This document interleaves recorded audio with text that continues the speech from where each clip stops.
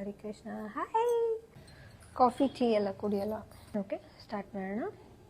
Radhe Radhe. ತೊಗೊಂಡ್ರಾ book? ಎಷ್ಟು ಜನ book ತೊಗೊಂಡ್ರಿ? ಎಷ್ಟು ಜನ ಆರ್ಡರ್ ಮಾಡಿದ್ದೀರಾ?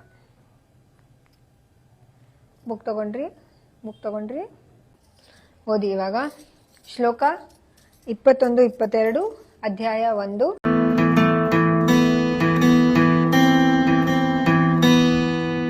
ಶ್ಲೋಕ 21 ಬಂದು ಅರ್ಜುನ ಉವಾಚ. ನೆಕ್ಸ್ಟ್ ಲೈನು ಅದೆರಡು 21 ಬರುತ್ತೆ. Next 2 line 22. ಶ್ಲೋಕ 22 ಆಗುತ್ತೆ. ಓಕೆ, ಸ್ಟಾರ್ಟ್ ಮಾಡ್ತಾ ಇದ್ದೀವಿ. ಯಾರು ಹೇಳ್ತೀರಾ? ತುಂಬ ಜನ ತುಳಸಿ ಮಾಲೆ ಬಗ್ಗೆ ಕ್ವೆಶನ್ ಕೇಳ್ತಾ ಇದ್ದೀರಾ. ಅವ್ರಿಗೆ ತಿಳಿಸ್ಕೊಡ್ತಾರೆ, ಆಯಿತಾ? ಇವಾಗೆಲ್ಲ ಶ್ಲೋಕ ಓಪನ್ ಮಾಡಿ ಹೇಳೋಣ, ಲೇಟ್ ಮಾಡಬೇಡಿ. ಶ್ಲೋಕ 21-22. ಅರ್ಜುನ ಉವಾಚ ಸೇನಾಯೋರುಭಯೋರ್ಮಧ್ಯೆ ರಥಂ ಸ್ಥಾಪಯಮೇಚ್ಯುತ ಯಾವದ್ದೇವ ನಿರೀಕ್ಷೇಹಂ ಯೋದ್ಧುಕಾಮನವಸ್ಥಿತಾನ್ ಕೈರ್ಮಾಯ ಸಹ ಯೋಧವ್ಯಂ ಅಸ್ಮಿನ್ ರಣಸಮುದ್ಯಮೇ.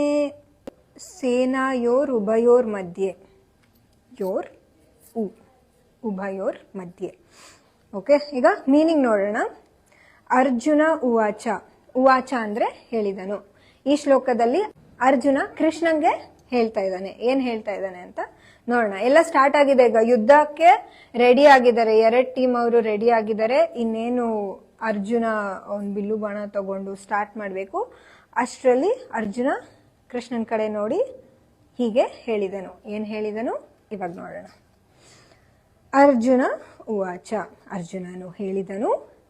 ಸೇನೆಯೋ ಸೈನ್ಯಗಳ, ಉಭಯೋ ಎರಡರ, ಸೊ 2 ಸೈನ್ಯಗಳ, ಮಧ್ಯೆ ನಡುವಿನಲ್ಲಿ, ರಥಂ ರಥವನ್ನು, ಸ್ಥಾಪಯ ದಯವಿಟ್ಟು ನಿಲ್ಲಿಸು, ಮೇ ನನ್ನ, ಅಚ್ಯುತ. ಅಚ್ಯುತ ಅಂದರೆ ಇಲ್ಲಿ ಕೃಷ್ಣಂಗೆ ಹೇಳ್ತಾ ಇದ್ದಾರೆ. ಕೃಷ್ಣಂಗೆ ಅಚ್ಯುತ ಅಂತ ಕರೀತಾ ಇದ್ದಾರೆ. ಯಾವತ್ ಎಲ್ಲಿಯವರೆಗೆ, ನಿರೀಕ್ಷೆ ನೋಡಬಹುದು, ಅಹಂ ಅಂದರೆ ನಾನು, ಯುದ್ಧ ಕಾಮಾನ್ ಯುದ್ಧ ಮಾಡಲು ಅಪೇಕ್ಷಿಸುವವರನ್ನು, ಅವಿಸ್ಥಿತಾನ್ ಯುದ್ಧ ಭೂಮಿಯಲ್ಲಿ. ಸೊ ಇಲ್ಲಿ ಏನು ಅರ್ಜುನ ಕೃಷ್ಣಂಗೆ ಹೇಳ್ತಾ ಇದ್ದಾನೆ ಅಂದ್ರೆ ಹೇ ಅಚ್ಯುತ. ಹೇ ಅಚ್ಯುತ ಅಂದ್ರೆ ಹೇ ಕೃಷ್ಣ. ಸೊ ಕೃಷ್ಣ ನಿಮ್ಗೆ ಗೊತ್ತಲ್ವಾ, ಕೃಷ್ಣ ಪರಮಾತ್ಮ ಬಂದು ಅರ್ಜುನನ ಸಾರಥಿಯಾಗಿದ್ದಾನೆ. ಸೊ ಅರ್ಜುನನ್ ಸಾರಥಿ ಆದಾಗ ಅವನ ಧರ್ಮ ಫಾಲೋ ಮಾಡಬೇಕು. ಇಲ್ಲಿ ಸಾರಥಿ ಆಗ್ಬಿಟ್ಟು ಇಲ್ಲ ನಾನು ಹೇಳ್ದಂಗೆ ನೀನ್ ಕೇಳ್ಬೇಕು ಅನ್ನಂಗಿಲ್ಲ ಕೃಷ್ಣ. ಕೃಷ್ಣ ಅವನೇ ಬಂದು ಸಾರಥಿ ಆಗಿದ್ದಾನೆ ಅಂದ್ರೆ ಅಲ್ಲಿ ರಥದ ಮೇಲೆ ಕೂತಿರೋದು ಯಾರು, ಅವ್ರು ಕೊಡೋ ಆರ್ಡರ್ಸ್ ನ ಫಾಲೋ ಮಾಡ್ಬೇಕಾಗತ್ತೆ ಸಾರಥಿ ಅಲ್ವಾ. ಅದು ಸಾರಥಿಯ ಧರ್ಮ. ಸೊ ಹಾಗಾಗಿ ಅವನ್ನ ಇಲ್ಲಿ ಅಚ್ಯುತ ಅಂತ ಕರೀತಾ ಇದ್ದಾರೆ. ಸೊ ಅವನು ಸ್ನೇಹಿತನಾಗಿದ್ರು ಕೂಡ ಬಂದು, ಪರಮಾತ್ಮನಾಗಿದ್ರು ಕೂಡ ಬಂದು ಸಾರಥಿಯಾಗಿದ್ದಾನೆ. ಸೊ ಹಾಗಾಗಿ ಅವನಿಗೆ ಇಲ್ಲಿ ಅಚ್ಯುತ ಅಂತ ಕರೀತಾ ಇದ್ದಾರೆ. ಯುದ್ಧ ಮಾಡಲು ಸನ್ನದ್ಧರಾಗಿರುವ ಇವರನ್ನು ಮತ್ತು ಈ ಘೋರ ಶಸ್ತ್ರ ಸ್ಪರ್ಧೆಯಲ್ಲಿ ನಾನು ಯಾರೊಡನೆ ಹೋರಾಡಬೇಕು ಅವರನ್ನು ನೋಡಲು ಸಾಧ್ಯವಾಗುವಂತೆ ಈ 2 ಸೈನ್ಯಗಳ ಮಧ್ಯೆ ನನ್ನ ರಥವನ್ನು ನಿಲ್ಲಿಸು.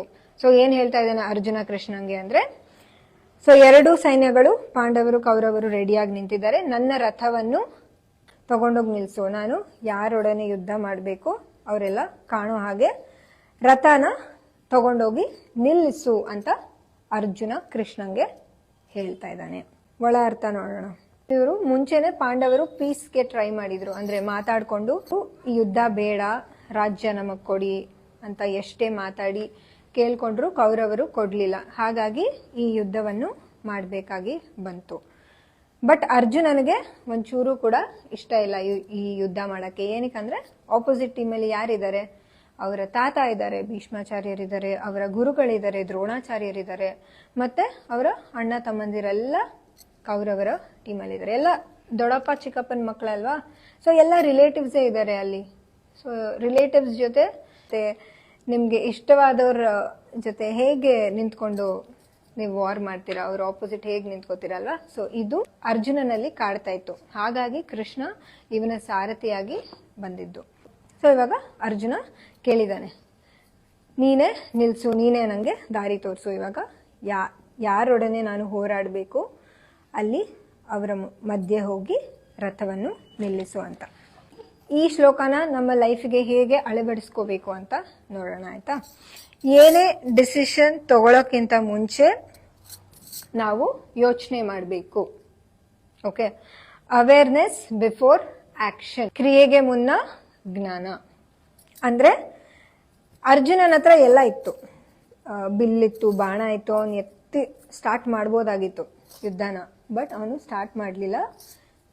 ಕೃಷ್ಣ, ಸೊ ಕೃಷ್ಣನ ಹತ್ರ ತಿರುಗಿ ಅವನ ಮಾರ್ಗದರ್ಶನವನ್ನು ಕೇಳ್ದ ಅಲ್ವಾ. ಆ ಥರ ನಮ್ಮ ಜೀವನದಲ್ಲೂ ಅಷ್ಟೇ, ನಾವೀಗ ಸಡನ್ ಆಗಿ ಏನೋ ಒಂದು ಬಿಗ್ ಡೆಸಿಷನ್ ತಗೋತಾ ಇರ್ತೀವಿ ಲೈಫಲ್ಲಿ. ಅಂದರೆ ಸಡನ್ ಆಗಿ ತಗೋಬಾರ್ದು. ಯಾರೋ ಏನೋ ಕೇಳಿದ್ರು, ಯಾರೋ ಏನೋ ಬಂದು ಹೇಳ್ತಾ ಇದ್ದಾರೆ ಅಂದರೆ ಸಡನ್ ಆಗಿ ರಿಯಾಕ್ಟ್ ಮಾಡಬಾರ್ದು, ಸಡನ್ ಆಗಿ ಡಿಸಿಷನ್ ತಗೋಬಾರ್ದು. ವೇಟ್ ಮಾಡಿ, ಯೋಚನೆ ಮಾಡಿ, ಕರೆಕ್ಟಾ ನಾನು ಮಾಡ್ತಾ ಇರೋದು, ಕರೆಕ್ಟಾ ಇದು ತಪ್ಪಾ, ಅಲ್ಲಿ ಪರಿಸ್ಥಿತಿ ಹೆಂಗಿದೆ ಅಂತ ಅದನ್ನ ಅನಲೈಸ್ ಮಾಡಿ, ಸಿಚುಯೇಷನ್ ಅನಲೈಸ್ ಮಾಡಿ.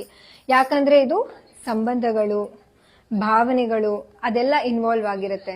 ನಿಮ್ಮ ಈ ಒಂದು ಡಿಸಿಷನ್ ಇಂದ ಎಷ್ಟೋ ಸಂಬಂಧಗಳು ನಾಶವಾಗ್ಬೋದು, ಅಥವಾ ಎಷ್ಟೋ ಮನಸ್ಸುಗಳಿಗೆ ನೋವಾಗ್ಬೋದು, ಭಾವನೆಗಳಿಗೆ ನೋವಾಗ್ಬೋದು. ಹಾಗಾಗಿ ನೀವು ಯೋಚನೆ ಮಾಡಿ ನಿಮ್ಮ ಡಿಸಿಷನ್ನ ತಗೋಬೇಕಾಗತ್ತೆ.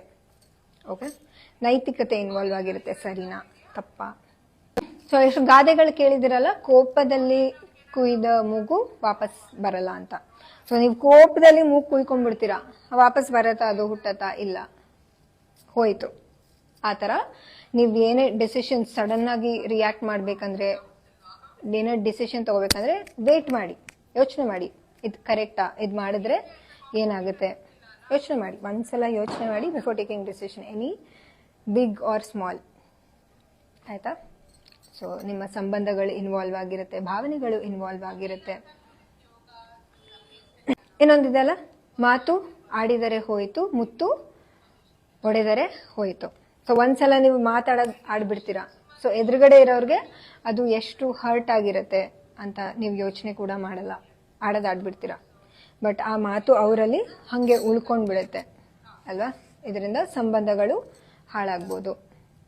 ವೇಟ್ ಮಾಡಿ, ಎವ್ರಿ ಟೈಮ್ ಏನೇ ಡಿಸಿಷನ್ ತಗೋಬೇಕಂದ್ರೆ ಓಕೆ, ನಿಮ್ಮ ಬುದ್ಧಿಯನ್ನು ಉಪಯೋಗಿಸಿ ಕೇಳಿ ನಿಮ್ಮ ಮನಸ್ಸಿಗೆ, ಕರೆಕ್ಟಾ ನಾನು ಮಾಡ್ತಾ ಇರೋದು ಈ ಡಿಸಿಷನ್ ಅಂತ. ಸೊ ಇಲ್ಲಿ ಅರ್ಜುನನಿಗೆ ಕೃಷ್ಣನೇ ಇದ್ದ, ಕೃಷ್ಣ ಪರಮಾತ್ಮನೇ ಜೊತೆಗಿದ್ದ. ಹಾಗಾಗಿ ಏನೇ ಡಿಸಿಷನ್ ತಗೋಬೇಕಂದ್ರೂ ಡೈರೆಕ್ಟ್ ಆಗಿ ದೇವ್ರೇ ಪಕ್ಕದಲ್ಲಿದ್ದಾರೆ ಅಂದ್ರೆ ದೇವ್ರು ಏನ್ ಹೇಳಿದ್ರು ಅದು ಕರೆಕ್ಟ್. ನಿಜವಾದ ಜಾಗೃತಿ ಎಲ್ಲಿ? ಅವೇರ್ನೆಸ್. ಮತ್ತೆ ಹೇಗೆ ಕ್ರಿಯೇಟ್ ಮಾಡ್ಕೊಳ್ಳೋದು ನಾವು ಅವೇರ್ನೆಸ್, ಈ ತರ ಕೋಪ ಎಲ್ಲ ಕಂಟ್ರೋಲ್ ಮಾಡ್ಕೊಳ್ಳೋದು ಎಲ್ಲ. ಸೊ ಆಧ್ಯಾತ್ಮಿಕ ಜ್ಞಾನದಿಂದ ಈ ಅವೇರ್ನೆಸ್ ನಮಗೆ ಸಿಗತ್ತೆ. ಸೊ ಮೆಂಟಲ್ ಅವೇರ್ನೆಸ್ ಆಧ್ಯಾತ್ಮಿಕತೆಯಿಂದ ಸಿಗುತ್ತೆ. ಫಿಸಿಕಲ್ ಅವೇರ್ನೆಸ್ಗೆ ಯೋಗ ಮಾಡಿ ಆ್ಯಂಡ್ ಸ್ವಲ್ಪ ಸ್ಪಿರಿಚುಯಲಿ ಕನೆಕ್ಟ್ ಆಗಿ ದೇವ್ರ ಜೊತೆ. ಇಷ್ಟೇ ಈ ಶ್ಲೋಕದ ಅರ್ಥ. ಹರೇ ಕೃಷ್ಣ. ಸೊ ಸರಿಯಾದ ಜ್ಞಾನ ಇಲ್ಲಿ ಇಂಪಾರ್ಟೆಂಟ್ ಆಗುತ್ತೆ. ಸರಿಯಾದ ಜ್ಞಾನ ನಿಮ್ಗೆ ಎಲ್ಲಿ ಸಿಗುತ್ತೆ? ಈ ಥರ ಆಧ್ಯಾತ್ಮಿಕತೆಯಲ್ಲಿ ಇನ್ವಾಲ್ವ್ ಆದಾಗ. ಭಗವದ್ಗೀತೆ ಓದಿ, ಯೋಗ ಮಾಡಿ. ಸಾಂಸ್ಕ್ರಿಟ್, ನಮ್ಮ ಯೋಗದಲ್ಲೆಲ್ಲ ಸಾಂಸ್ಕ್ರಿಟ್ ವರ್ಡ್ ಯೂಸ್ ಮಾಡ್ತೀವಿ. ಏಕಂ, ದ್ವೇ, ಇದೆಲ್ಲ ಸಾಂಸ್ಕ್ರಿಟ್ ನಂಬರ್. ಏಕಂ, ದ್ವೇ, ತ್ರೀಣಿ, ಚತ್ವಾರಿ, ಪಂಚ, ಷಟ್, ಸಪ್ತ, ಅಷ್ಟ, ನವ, ದಶ, ಏಕದಶ, ದ್ವಾದಶ, ತ್ರಯೋದಶ, ಚತುರ್ದಶ, ಇದೆಲ್ಲ. ಆಧ್ಯಾತ್ಮಿಕ ಅಂದರೆ ಇಟ್ ಇಸ್ ಅ ಪ್ರಾಸೆಸ್. ನಿಮ್ಮ ಆತ್ಮನ ಪರಮಾತ್ಮನ ಜೊತೆ ಜೋಡ್ಸಕ್ಕೆ ಆ ಪ್ರಾಸೆಸ್ ಇದೆ ಅಲ್ವಾ. ನಿಮ್ಮ ಜೀವನದ ಪ್ರಾಸೆಸ್ಸಲ್ಲಿ ನೀವೇನೇನು ಕೆಲಸಗಳನ್ನ ಮಾಡ್ತೀರಾ, ಆತ್ಮನ ಪರಮಾತ್ಮ ಜೊತೆ ಮಿಲನ ಮಾಡೋಕ್ಕೆ ಅದೇ ಆಧ್ಯಾತ್ಮ. ರಾವತಿ ಅವರೇ, ನಿಮ್ಮ ಕ್ವೆಶ್ಚನ್ಗೆ ಇವಾಗ ಹೇಳ್ಕೊಟ್ಟಿದ್ದ ಶ್ಲೋಕದಲ್ಲೇ ಆನ್ಸರ್ ಇದೆ. ಸೊ ಕೋಪ ಬಂದಾಗ ಹೇಗೆ ರಿಯಾಕ್ಟ್ ಮಾಡ್ಬೇಕಂದ್ರೆ, ರಿಯಾಕ್ಟೇ ಮಾಡಬೇಡಿ, ವೇಟ್ ಮಾಡಿ.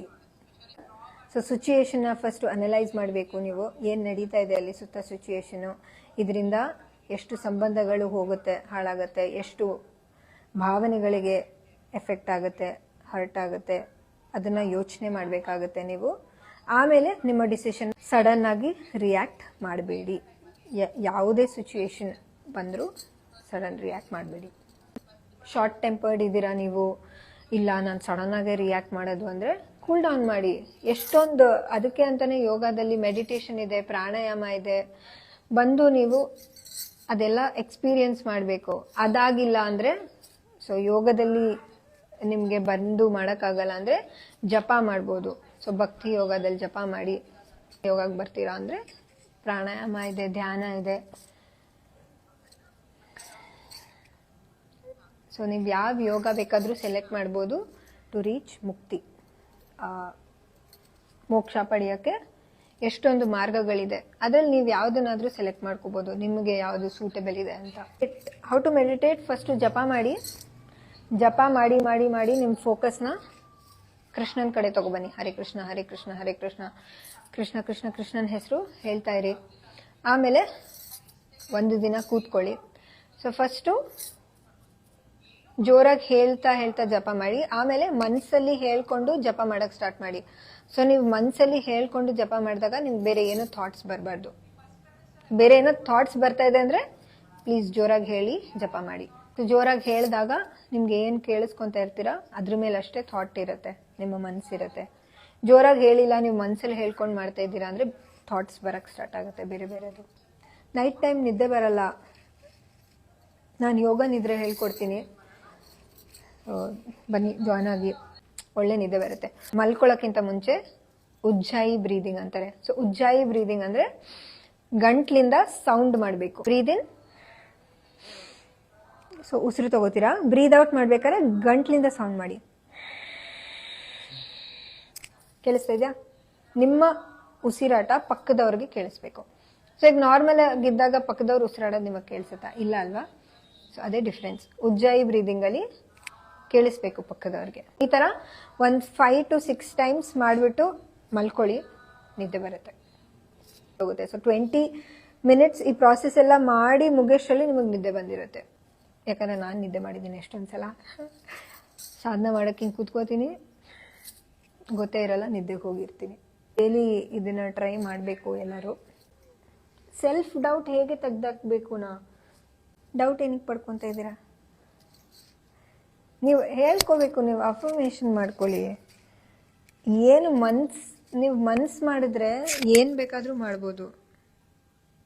ಏನು ಮಾಡೋಕ್ಕಾಗಲ್ಲ ಅನ್ನೋದು ಏನೂ ಇಲ್ಲವೇ ಇಲ್ಲ. ಸೊ ಮನ್ಸು ಮಾಡಿ ಫಸ್ಟು. ಈಗ ನಾಳೆ ಬೆಳಗ್ಗೆ 5 ಗಂಟೆಗೆ ಎದ್ದೇಳ್ತೀನಿ ಅಂದರೆ ಫಿಕ್ಸ್ ಆಗಬೇಕು, ಮೈಂಡಲ್ಲಿ ನೀವು ಫಿಕ್ಸ್ ಆಗಬೇಕು, ನಾನು ಏನೇ ಆದರೂ ಎದ್ದೇಳ್ತೀನಿ ಅಂತ. ಸೊ ಅವಾಗ ಎದ್ದೇಳ್ತೀರ. ಆ ಥರ ನೀವು ಮನ್ಸು ಮಾಡಿ. ಸೆಲ್ಫ್ ಡೌಟ್ ಏನಕ್ಕೆ? ಯಾವುದೋ ವಿಷಯದಲ್ಲಿ ನಿಮಗೆ ಇದು ನನ್ನ ಕೈಲಿ ಮಾಡೋಕ್ಕಾಗುತ್ತಾ ಅಂತ ಡೌಟ್ ನಿಮ್ಮ ಮೇಲೆ ನಿಮಗೆ ಸೆಲ್ಫ್ ಡೌಟ್ ಬರ್ತಾ ಇದೆ, ಹೇಳಿ ನಿಮ್ಮ ಮನಸ್ಸಿಗೆ, ಏಯ್ ಸುಮ್ಮನಿರು, ನನ್ನ ಕೈಲಾಗುತ್ತೆ ಹೇಳಿ, ಆಗುತ್ತೆ. ಏಯ್ ಸುಮ್ಮನಿರು, ನನ್ನ ಕೈಲಾಗುತ್ತೆ, ವೆರಿ ಗುಡ್. ಈ ಥರ ನಿಮ್ಮ ಮನಸ್ಸಿಗೆ ಹೇಳಬೇಕು. ಬೈರಿ ನಿಮ್ಮ ಮನಸ್ಸಿಗೆ ಏನಾದರೂ ಆಗಲ್ಲ ಅಂದರೆ. How to remove negative thoughts. Positive thoughts ಮಾಡಿ, ನೆಗೆಟಿವ್ ಬರೋದೇ ಇಲ್ಲ. ನಾವು ಅದೇ ಹೇಳ್ಕೊಡ್ತೀವಿ, I am the best, I love myself. ಈ ಥರ ಪಾಸಿಟಿವ್ ಅಫರ್ಮೇಷನ್ ಮಾಡಬೇಕು. ರಾತ್ರಿ ಮಲ್ಕೊಳ್ಳೋಕ್ಕಿಂತ ಮುಂಚೆ ಪಾಸಿಟಿವ್ ಅಫರ್ಮೇಷನ್ ಮಾಡಿಬಿಟ್ಟು ಮಲ್ಕೊಳ್ಳಿ. I am the best. ಬೇಕಾದರೆ ಬರೀರಿ, ಇಲ್ಲಾಂದರೆ ಹೇಳ್ಕೊಳ್ಳಿ. ನೀವೇನು ಹೇಳ್ಕೊತೀರಾ ಅದೇ ಆಗುತ್ತೆ. ಒಳ್ಳೆ ವಿಷಯನ ಕೇಳ್ಬಿಟ್ಟು ಮಲ್ಕೊಳ್ಳಿ. ಸೊ ನಾನು ಯೂಶಲಿ ಪ್ರಿಫರ್ ಮಾಡ್ತೀನಿ ಭಗವದ್ಗೀತೆ ನೀವು ಬೆಳಗ್ಗೆ ಎದ್ದಾಗ ಓದಿ, ಇಲ್ಲಾಂದರೆ ಮಲ್ಕೊಳ್ಳೋಕ್ಕಿಂತ ಮುಂಚೆ ಓದ್ಬಿಟ್ಟು ಮಲ್ಕೊಳ್ಳಿ. ಯಾಕಂದರೆ ಮಲ್ಕೊಂಡಾಗ ನಿಮಗೆ ಬ್ಯಾಡ್ ಡ್ರೀಮ್ಸ್, ಕೆಟ್ಟ ಕನಸು ಬೀಳಬಾರ್ದಲ್ವಾ. ಒಳ್ಳೆ ವಿಷಯಗಳನ್ನ ಕೇಳಿಬಿಟ್ಟು ಮಲ್ಕೊಳ್ಳಿ. ಇನ್ಸ್ಟಾಗ್ರಾಮ್ ಎಲ್ಲ ನೋಡ್ಬಿಟ್ಟು ಮಲ್ಕೋಬೇಡಿ. ನಂಗೆ ಗೊತ್ತು ನಿಮ್ಮ ಆಲ್ಗೋರಿದಮ್ಸ್ ಹೆಂಗಿರುತ್ತೆ ಅಂತ. ಒಂದೊಂದು ಶ್ಲೋಕ ಓದಿ ಮಲ್ಕೊಳ್ಳಿ ಸಾಕು.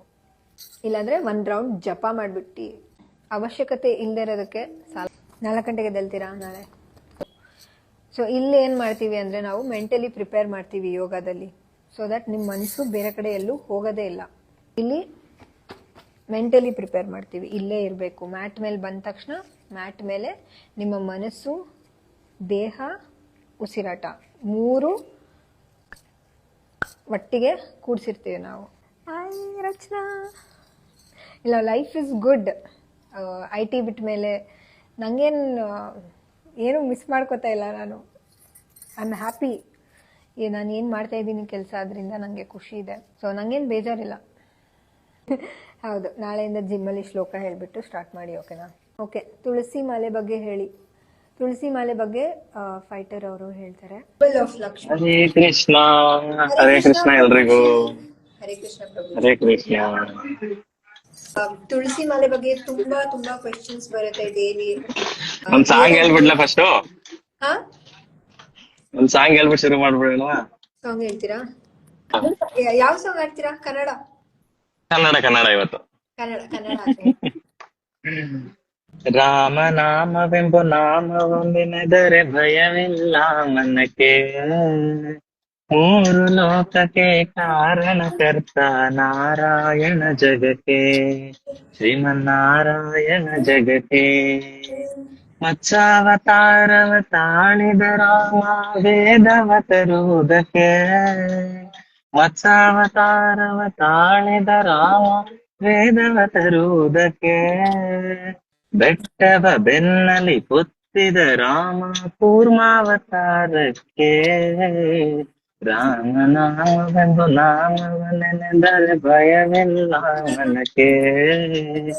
ಮೂರು ಲೋಕಕ್ಕೆ ಕಾರಣಕರ್ತ ನಾರಾಯಣ ಜಗಕ್ಕೆ. ಶ್ರೀಮನ್ನಾರಾಯಣ ಜಗಕ್ಕೆ. ಭೂಮಿಯ ಪೊತ್ತು ನೀರೊಳು ಮುಳುಗಿದ ವರಹಾವತಾರಕ್ಕೆ. ಭೂಮಿಯ ಪೊತ್ತು ನೀರೊಳು ಮುಳುಗಿದ ವರಹಾವತಾರಕ್ಕೆ.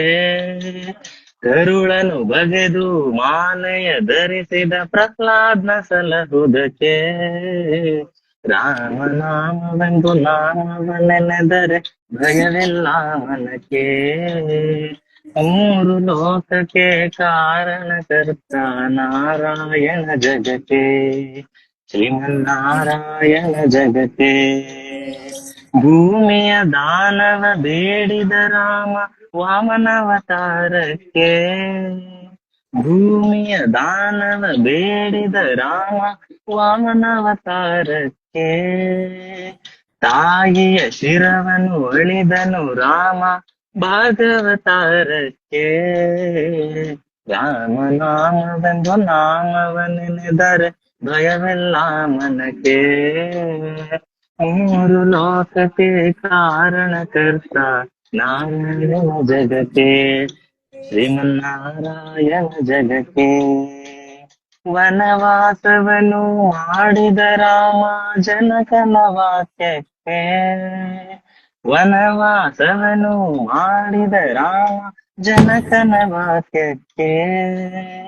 ಮಾವ ಕಂಸನ ಕೊಂದನು ಕೃಷ್ಣ ತಾಯಿಯ ಬಿಡಿಸಲಿಕ್ಕೆ. ರಾಮನಾಮವೆಂದು ನಾಮವನೆನೆದರೆ ಭಯವಿಲ್ಲ ಮನಕ್ಕೆ.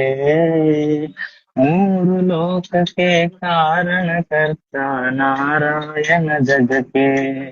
ಶ್ರೀಮನ್ನಾರಾಯಣ ಜಗಕ್ಕೆ. ಸತಿಯರ ವ್ರತವನ್ನು ಕೆಡಿಸಿದ ರಾಮ ತ್ರಿಪುರರ ಸಲಹುದಕ್ಕೆ. ಸತಿಯರ ವ್ರತವನ್ನು ಕೆಡಿಸಿದ ರಾಮ ತ್ರಿಪುರರ ಸಲಹುದಕ್ಕೆ. ವಾಹನ ಬಿಟ್ಟು ತುರಗವನೇರಿದ ಕಲ್ಪಾರಕ್ಕೆ. ರಾಮನಾಮವೆಂಬು ನಾಮವನೆನೆದಲ್ಲ ಮನಕ್ಕೆ. ಮೂರು ಲೋಕಕ್ಕೆ ಕಾರಣಕರ್ತ ನಾರಾಯಣ ಜಗಕ್ಕೆ. ನಾರಾಯಣ ಜಗಕ್ಕೆ.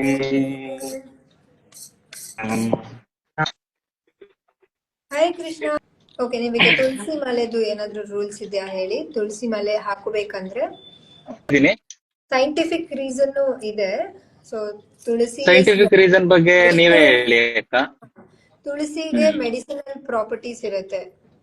ಸೊ ಇದು ಯಾವಾಗ್ಲೂ ಹಾಕೊಳ್ಳೋದ್ರಿಂದ ನಮ್ಮ ಸ್ಕಿನ್ ಡಿಸೀಸ್ ಆಗಿರ್ಬೋದು, ಸ್ಕಿನ್ ಅಲರ್ಜೀಸ್ ಆಗಿರ್ಬೋದು, ಏನು ಬರಲ್ಲ. ಸೊ ಅದು ಸೈಂಟಿಫಿಕ್ ರೀಸನ್. ಸ್ಪಿರಿಚುವಲ್ ರೀಸನ್ ನೀವು ಹೇಳ್ಬೋದು. ನಾನು ನಾರ್ಮಲ್ ಆಗಿ ನಾಲಿಟಿ ಬಗ್ಗೆ ತುಳಸಿಗೆ ಹೇಳಿರುವಂತದನ್ನ ನಾನು ಹೇಳ್ತೀನಿ. ತುಳಸಿ ಮಾಲ, ತುಳಸಿ ಪ್ರಾಮುಖ್ಯತೆ ನಾವು ಫಸ್ಟ್ ತಿಳ್ಕೋಬೇಕು. ತುಳಸಿ ಶಬ್ದನೇ ಒಂದು ಅತ್ಯುನ್ನತವಾದಂತಹ ಶಬ್ದ. ಅದು ತುಳಸಿ ಅಂದ್ರೆ ಅವಳನ್ನ ಮಹಾರಾಣಿ ಅಂತ ಸಂಬೋಧಿಸ್ತೀವಿ ನಾವು ತುಳಸಿಯನ್ನ.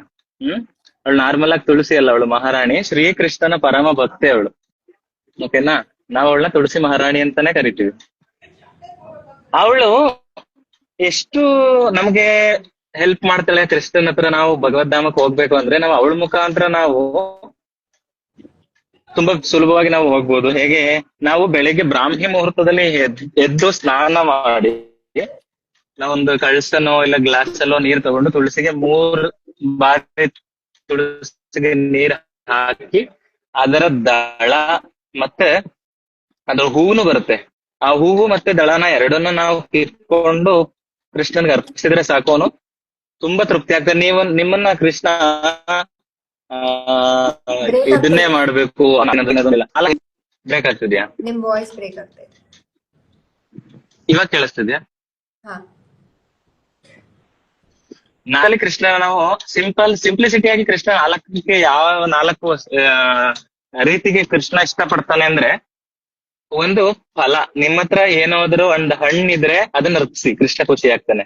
ಆಯ್ತು, ನಿಮ್ಮ ಹತ್ರ ಫಲ ಇಲ್ವಾ, ನಿಮ್ಮ ಹತ್ರ ಒಂದು ಹೂ ಇತ್ತು ಅಂದೆ, ಅದ್ರಲ್ಲಿ ಚೆನ್ನಾಗಿರೋ ಅದನ್ನು ಕೊಡಿ, ಅದ್ರಲ್ಲೂ ಖುಷಿ ಆಗ್ತಾನೆ. ನಿಮ್ಮ ಹತ್ರ ಹೂನು ಇಲ್ವಾ, ತುಳಸಿ ದಳನ ಕಿತ್ಕೊ ಬಂದ್ಬಿಟ್ಟಿಟ್ರು ಭಗವಂತ ಖುಷಿ ಆಗ್ತಾನೆ. ಅದು ಇಲ್ಲ ಅಂದ್ರೆ ಒಂದ್ ಲೋಟ ನೀರ್ ಇಟ್ಬಿಡಿ ಸಾಕು, ಅವ್ನು ತುಂಬಾ ಖುಷಿ ಆಗ್ತಾನೆ.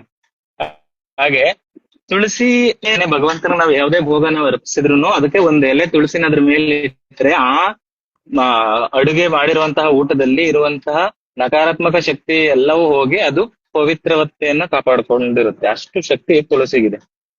ಓಕೆನಾ, ನಾವು ತುಳಸಿ ಮಾಲ ಧರಿಸೋದ್ರ ಬಗ್ಗೆ ಈಗ ಹೇಳ್ತೀನಿ ನಾನು. ತುಳಸಿ ಮಾಲ ಎಲ್ಲಾರ್ಗೂನು ಧರ್ಸಕ್ ಇಷ್ಟ ಇರುತ್ತೆ. ಯಾವ್ದು ಏನೇನು ತುಂಬಾ ರೀತಿಗಳಿಂದ ಇಷ್ಟಪಡ್ತಾರೆ. ಕೆಲವರು ನಾನು ಏನೋ ಒಂಥರ ಇಷ್ಟ ತೋರ್ಸ್ಕೊಳಕ್ಕೆ, ಕೆಲವೊಬ್ರು ಏನೋ ಒಂಥರ ಆಭರಣದ ರೀತಿಯಾಗಿ ಧರ್ಸಕ್ ಇಷ್ಟಪಡ್ತಾರೆ. ಕೆಲವೊಬ್ರು ಏನೋ ಒಂದು ಏನಿದೆ ಅಂತ ಧರಿಸ್ತೀವಿ ಅಂತ ಇಷ್ಟಪಡ್ತಾರೆ. ಕೆಲವೊಬ್ರು ಆಧ್ಯಾತ್ಮಿಕವಾಗಿ ಅದನ್ನ ನಮ್ಗೆ ಜಾಸ್ತಿ ಸಪೋರ್ಟ್ ಮಾಡ್ಬೋದು, ನಮ್ಗೆ ಅದ್ ಹಾಕೊಂಡ್ಮೇಲೆ ಒಂದ್ ಸ್ವಲ್ಪ ಭಯ ಭಕ್ತಿ ಸಿಗ್ಬೋದು ಅನ್ನೋದನ್ನ ನಮ್ಗೆ ನೋಡೋದಕ್ಕೆ ಅಂದ್ರೆ ಅದನ್ನ ತಿಳ್ಕೊಳ್ಳೋದಕ್ಕೆ ಹಾಕಕ್ ಇಷ್ಟಪಡ್ತಾರೆ. ತುಳಸಿ ಟೋಟಲ್ 3 ರೌಂಡ್ ಬರುತ್ತೆ ತುಳಸಿ ಮಾಲ ಬೇಕು ಇದೆ. ಓಕೆನಾ, ನಾವು ತುಳಸಿ ಮಾಲನ ತುಂಬಾ ಅಂದ್ರೆ ಕೇಳಿಸ್ತಿದ್ಯಾ? ನಾವು ತುಳಸಿ ಮಾಲ ನಾವು ತುಂಬಾ ಪವಿತ್ರತೆಯಿಂದ ಧರಿಸ್ಬೇಕು. ಅದು ಎಷ್ಟು ಪವಿತ್ರತೆ ಅಂದ್ರೆ ನಾವು ಯೋಚನೆ ಮಾಡ್ಬೇಕು. ನಾವು ಆಡೋ ಮಾತಾಗಿರ್ಬೋದು, ನಾವು ಮಾಡೋ ಊಟ ಆಗಿರ್ಬೋದು, ನಾವೇನೇ ಕೆಲಸ ಅದು ನಮಗೆ ನಮ್ಮ ಮನಸ್ಸಿಗೆ ತಪ್ಪು ಅಂತ ಅನಿಸಿದ್ರೆ ಅದನ್ನ ನಿಲ್ಲಿಸ್ಬೇಕು. ಅಷ್ಟು ಪವಿತ್ರತೆನ ತುಳಸಿ ಮಾಲ ಮೇಲೆ ನಾವು ತೋರಿಸ್ಬೇಕು. ಅವಾಗ ಮಾತ್ರ ನಮ್ಗೆ ನಾವು ಏನ್ ಅನ್ಕೋತೀವಿ ನಮ್ಮ ಸಾಧನೆಗಳ ಸಿದ್ಧಿಗಳು ಅವಾಗ ಮಾತ್ರ ಫಲಿಸಕ್ ಸಾಧ್ಯವಾಗುತ್ತೆ. ಓಕೆನಾ, ಈಗ ತುಳಸಿ ಮಾಲನ ನಾವು ಹಾಕಿದ್ಮೇಲೆ ನಾವು ಎಷ್ಟು ಚೆನ್ನಾಗಿ ಅಂದ್ರೆ ಯಾವ ರೀತಿ ನಾವು ಬದಲಾಗ್ತೀವಿ ಅನ್ನೋದು ಮುಖ್ಯ. ಅದರಿಂದ ತುಳಸಿ ಮಾಲ ಡೈರೆಕ್ಟ್ 2 ಮಾಲ 3 ಮಾಲನ ಧರ್ಸಕ್ ಯಾರೂನು ನಿಮ್ಗೆ ಸಜೆಸ್ಟ್ ಮಾಡಲ್ಲ. ಈಗ ಎಲ್ಲರಿಗೂ ಸಹ ಒಂದು ಆಸೆ ಇರುತ್ತೆ ಅನ್ನೋದಕ್ಕೋಸ್ಕರ ತುಳಸಿ ಮಾಲ 1 ರೌಂಡ್ ನ ಯೂನಿವರ್ಸಲ್ ರೌಂಡ್ ಅಂತ ಹೇಳ್ತೀವಿ ನಾವು. ಆ 1 ರೌಂಡ್ ನ ಎಲ್ಲರೂ ಹಾಕ್ಬೋದು. ನಾನ್ ವೆಜ್ ತಿನ್ನೋರ್ಗೆ ಇಷ್ಟ ಇರುತ್ತೆ, ತಿನ್ನೋದ್ ಬಿಡಕ್ ಆಗ್ತಾ ಇರಲ್ಲ. 1 ಮಾಲೆನ ಹಾಕೊಳ್ಳಿ ಫಸ್ಟ್. ನೀವು ಅದನ್ನ ತಲೆಯಲ್ಲಿ ಇಟ್ಕೊಳ್ಳಿ ಯಾವಾಗ್ಲೂ. ನಾನು ಇದರಿಂದ ನನಗೆ ಏನೋ ಹೆಲ್ಪ್ ಆಗ್ಬೇಕು, ನಾನು ಇದರಿಂದ ನಾನ್ ವೆಜ್ ಬಿಡ್ಬೇಕು ಅಂತ ಅನ್ಕೊಂಡಿದೀನಿ. ಇದು ಹಾಕೊಂಡ್ರೆ ಒಂದು ನೆಪ ಇರುತ್ತೆ ನನ್ಗೆ, ಅಂದ್ರೆ ನನ್ನ ತತ್ತಲ್ಲಿ ಅದು ಇರುತ್ತೆ. ನಾನ್ ನೆನ್ಕೋತೀನಿ ಯಾವಾಗ್ಲೂ ನನ್ನ ಹತ್ರ ತುಳಸಿ ಮಾಲೆ ಐತೆ, ತಿಂದ್ರೆ ಏನಾರು ಅಂದ್ರೆ ನಮ್ಮ ಮನ್ಸಿಗೆ ಒಂದು ಅನ್ಸುತ್ತಲ್ವಾ ಆತರ. ಅದರಿಂದ ಸಜೆಸ್ಟ್ ಮಾಡಿದ್ರೆ 1 ರೌಂಡ್ ತುಳಸಿ ಮಾಲ ಬಳಸಿ.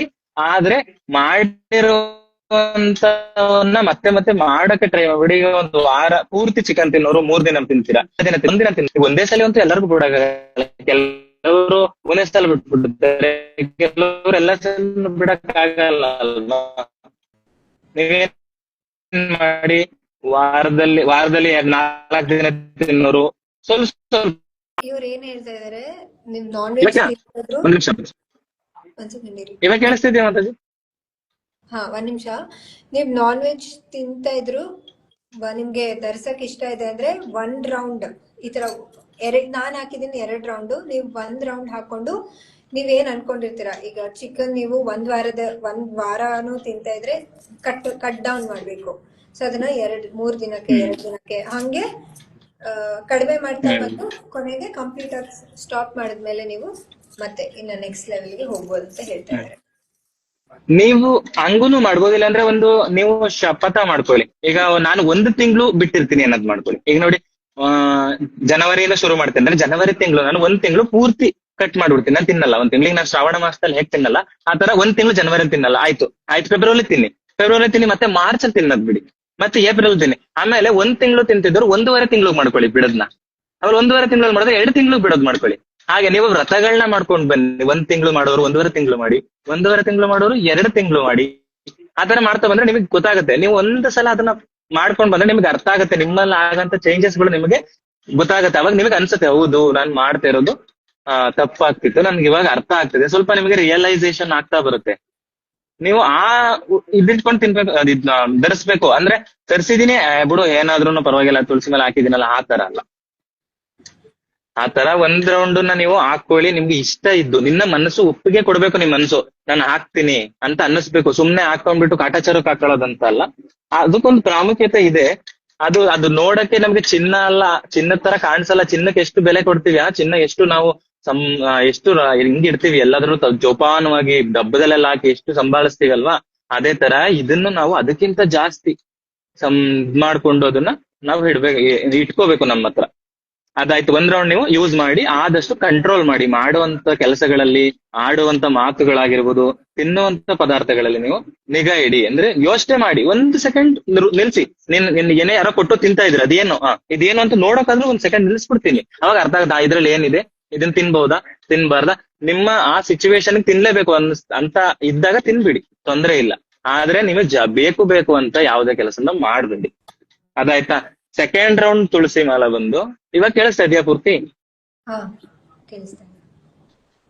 2nd ರೌಂಡ್ ತುಳಸಿ ಮಾಲದಲ್ಲಿ ನಾವು ನಾನ್ ವೆಜ್ ನ ಬಿಡ್ಬೇಕು. ಕಂಪಲ್ಸರಿ ನಾನ್ ವೆಜ್ ನ ಬಿಡ್ಬೇಕು. ನಾನ್ ವೆಜ್ ಈವನ್ ಎಗ್ ಕೂಡ ತಿನ್ಬಾರ್ದು 2nd ಮಾಲದಲ್ಲಿ. ಓಕೆನಾ. ಬೇರೆ ಎಲ್ಲಾನು ಆಮೇಲೆ ಹೇಳ್ತೀನಿ. 2nd ಮಾಲನು 2 ರೌಂಡ್ ಮಾಲ ಹಾಕ್ತಿವಿ ಅಂದ್ರೆ ನಾವು ನಾನ್ ವೆಜ್ ನ ಬಿಡ್ಬೇಕು, ಸ್ಮೋಕಿಂಗ್ ನ ಬಿಡ್ಬೇಕು, ಡ್ರಿಂಕಿಂಗ್ ನ ಬಿಡ್ಬೇಕು. ಇವು 3ನ್ನ ಬಿಡ್ಬೇಕು. ನಾವು ಹಾಕ್ಬಹುದು ಅಂದ್ರೆ ನಾವು ಬೇರೆದೆಲ್ಲ ತಿನ್ಬಹುದು, ಪರವಾಗಿಲ್ಲ. ಆನಿಯನ್ ಗಾರ್ಲಿಕ್ ಅವೆಲ್ಲ ಏನ್ ತಿನ್ಬಹುದು. ವೈಷ್ಣವ ತಿಲಕನ ಆದಷ್ಟು ಯೂಸ್ ಮಾಡಿ. ಗೋಪಿಚಂದನ್ದು ಬರುತ್ತೆ, ಇಲ್ಲಾಂದ್ರೆ ಗಂಧ ಇದ್ರೆ ನಿಮ್ ಮನೆಯಲ್ಲಿ ಶ್ರೀಗಂಧ ಯಾವ್ದಾರು ಸರಿ, ಒಂದು ವೈಷ್ಣವ ತಿಲಕನ ಯೂಟ್ಯೂಬ್ ಅಲ್ಲಿ ಸರ್ಚ್ ಮಾಡಿ ಸಿಗ್ತವೆ. ಯಾವ ತರ ಧರಿಸೋದು ಅಂತಾನು ಹೇಳ್ಕೊಡ್ತಾರೆ. ಅದೆಲ್ಲ ಹೇಳ್ಕೊಡ್ತಾರೆ. ಅದನ್ನ ನೋಡ್ಕೊಂಡು ವೈಷ್ಣವ ತಿಲಕ ಸಿಂಗಲ್ ರೌಂಡ್ ಮಾಲ್ ಹಾಕಿದಾಗ್ಲೂ ಯೂಸ್ ಮಾಡಿ, ಡಬಲ್ ರೌಂಡ್ ಹಾಕಿದಾಗ್ಲೂ ಯೂಸ್ ಮಾಡಿ. ಯೂಸ್ ಮಾಡ್ತಾ ನಿಮ್ಮಲ್ಲಿ ಆಗುವಂತ ಚೇಂಜಸ್ ಗಳು ತುಂಬಾ ಚೇಂಜಸ್ ಆಗ್ತವೆ. ನಿಮ್ಮ ಮನ್ಸಲ್ಲಿ ಬದಲಾವಣೆ ಆಗ್ತದೆ. ನೀವೊಂಥರ ಸ್ಪಿರಿಚುವಾಲಿಟಿ ತುಂಬಾ ಬರುತ್ತೆ. ನಿಮ್ಗೊಂಥರ ನೆಗೆಟಿವ್ ಎನರ್ಜಿ ಹೋಗ್ಬಿಡುತ್ತೆ. ಮತ್ತೆ ಅದೇನೋ ಒಂದು ಒಳಗಡೆಯಿಂದ ಒಂದು ಫೀಲ್ ಬರುತ್ತೆ. ಅದು ನಿಮಗೆ ಅನ್ಭವಿಸ್ತಾ ಗೊತ್ತಾಗುತ್ತೆ. ಅದು ನಾವ್ ಹೇಳೋದ್ರಿಂದ ನಿಮ್ಗೆ ಅರ್ಥ ಆಗೋದಿಲ್ಲ. ನೀವು ಟ್ರೈ ಮಾಡ್ಬೇಕು. ನೀವು ವ್ರತನ ಮಾಡಿ. ನಿಮ್ ಕೈಲಿ ಕಂಪಲ್ಸರಿ ಒಂದೇ ಸಲ ಏನೇನೋ ಹೇಳ್ತಾವ್ರೆ ಬಿಡಕ್ ಆಗ್ತಾ ಇಲ್ಲ ಅಂದ್ರೆ ವ್ರತ ಮಾಡಿ. 1 ತಿಂಗಳು ನಾನು ಹಂಗಿರ್ತೀನಿ. ಬೆಳಗ್ಗೆ 4:15 ಹೇಳ್ತೀನಿ, ಎದ್ದ ತಕ್ಷಣ ಸ್ನಾನ ಮಾಡ್ತೀನಿ, ತುಳಸಿ ಮಾಲೆ ಪ್ರದಕ್ಷಿಣೆ ಹಾಕ್ತೀನಿ, 3 ರೌಂಡ್ ಪ್ರದಕ್ಷಿಣೆ ಹಾಕಿ ತುಳಸಿ ಹತ್ರ ಮಾಡಿ ತುಳಸಿ ದಳ ಕಿತ್ತು ಭಗವಂತನ್ ಗರ್ಪಿಸ್ತೀನಿ. ಆಮೇಲೆ ನಾನು ಒಂದ್ ರೌಂಡ್ 2 ರೌಂಡ್ ಜಪ ಮಾಡ್ತೀನಿ. ಮತ್ತೆ ನನ್ನ ದಿನನಿತ್ಯದ ಕೆಲಸಗಳನ್ನ ನಾನು ಮಾಡ್ಕೊಂಡು ಹೋಗ್ತೀನಿ. ಹಂಗ್ ಮಾಡಿ. ನಿಮ್ ಕೆಲ್ಸನ ಬಿಡಿ ಅಂತ ಹೇಳ್ತಾ ಇಲ್ಲ.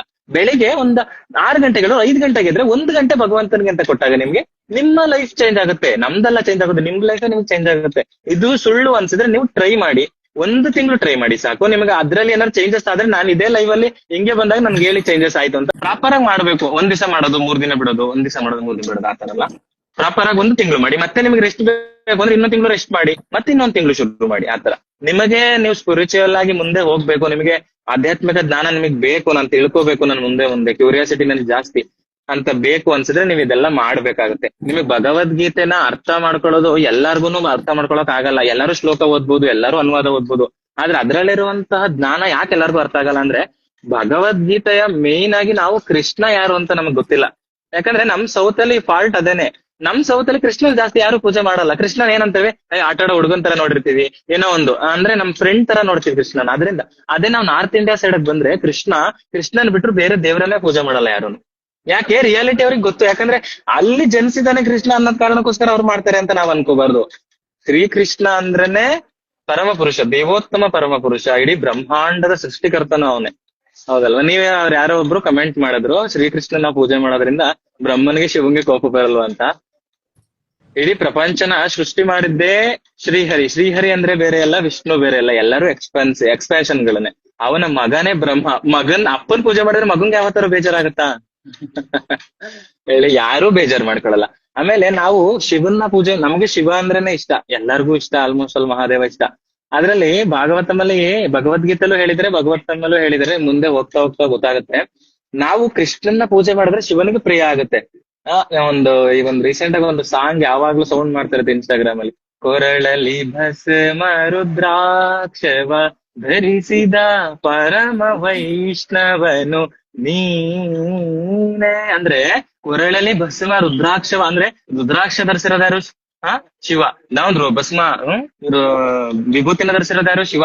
ಅವನು ಅವನನ್ನ ಏನಂತ ಸಂಬೋಧಿಸಿದರೆ ಪರಮ ವೈಷ್ಣವ. ಪರಮ ವೈಷ್ಣವ ಅಂದ್ರೇನು?